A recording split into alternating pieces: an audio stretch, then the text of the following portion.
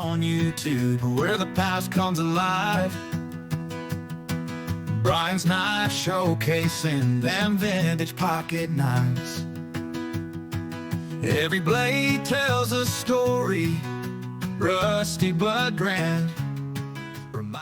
All right, welcome back to Brian's Knives. I thought we would do something a little different today and take a look at this revolver that belonged to my grandmother. You've seen it in some other videos already. And this is a 22 revolver that was made by Smith & Wesson.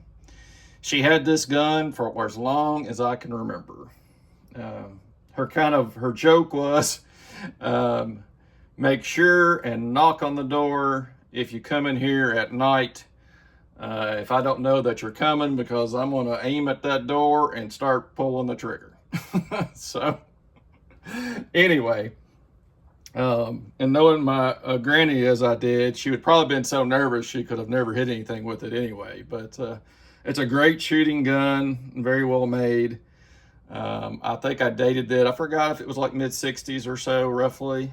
But it's got some age on it, and it is nickel finished. And that's really what I wanted to talk about in the video today.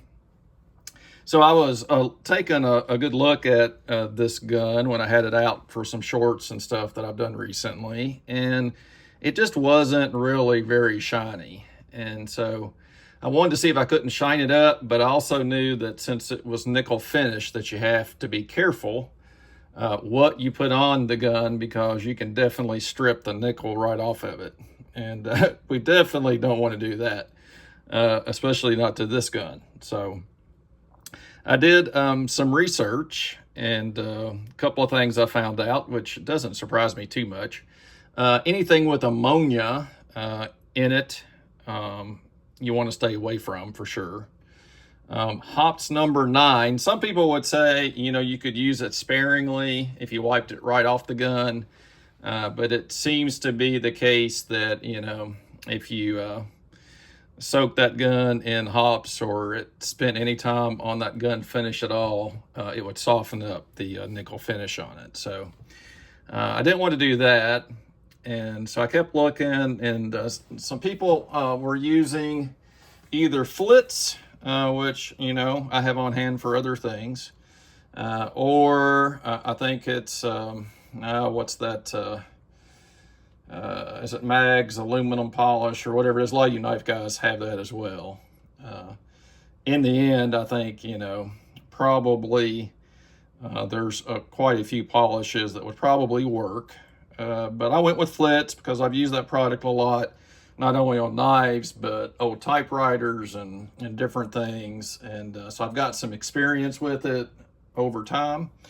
And it seems like it's not, it's not too harmful on most finishes. So went with that. I started off with a small spot.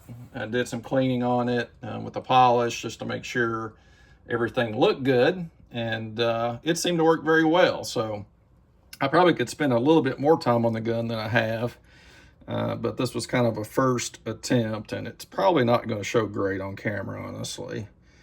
But I was pretty pleased with how it came out so far. Just give you guys a little bit of a look-see. And yeah, I cut my finger good today being stupid. So, sometimes you have to pay the stupid tax when you do things that you know better about. But yeah, this turned out pretty well, I thought. So, and I know with polishing, the more time you spend on something, just the better it tends to get. So the only area, a couple of things that surprised me. One of those is the wear on this Smith & Wesson logo, or maker's mark there. And I got to thinking about it. I thought, man, how does that have that much wear? Because I know for certain it wasn't a gun that she packed or had out too much. But I do remember it was in a holster, and I'm pretty sure that there was a strap that went right across that area of the revolver. So I'm assuming that wore over time. I was a little surprised, honestly.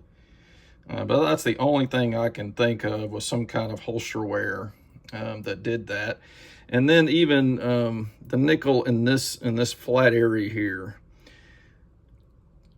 isn't bad, but it's got some tiny marks in it, and I don't know if that was the beginning of some wear. I feel like that was holster related as well, because the rest of the gun's not like that, but both sides in the same area have a little bit of you know, I don't really want to call it pitting, but maybe it is, or the starting of it.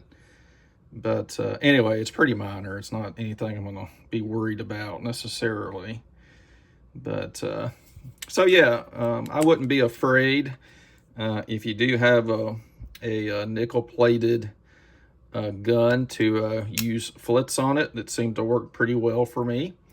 But I'd like to hear what you guys might use as well, if you've had any experience with nickel finished firearms. What's your process for keeping them looking shiny and good? Also did a little mineral oil treatment on these grips here, and I think that helped quite a bit as well. They were a bit dry. I mean, you know, the gun's been around for a while, and mostly it's been in storage, but things still dry out and need a little bit of a TLC from time to time. All right, guys, well, I won't keep on too much longer with this video. Just wanted to jump on and show that to you, and hope you enjoyed it. As always, so glad you guys have tuned in. Really appreciate you so much. We will see you in the next video. As the video ends and the screen fades to black, I feel warm from the memories it brings back. Dad's legacy lives on in each collector's find. In those vintage blades, I feel them close intertwined.